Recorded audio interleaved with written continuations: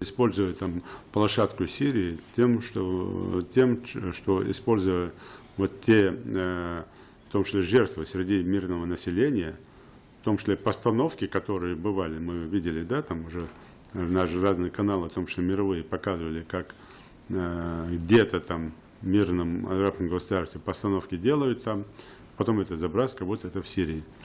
Тем, что вот такие провокации с химическими атаками дают почву для идеологов работы, в том числе в нашей стране, чтобы еще больше молодежь поднимать там, под видом борьбы там, с неверными, там, убийством мусульман там, и так далее, и так далее, и так далее.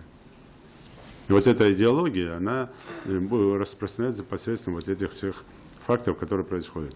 Сейчас в соцсетях там проходит периодически, кто-то сбрасывает. Это тоже попытки такого типа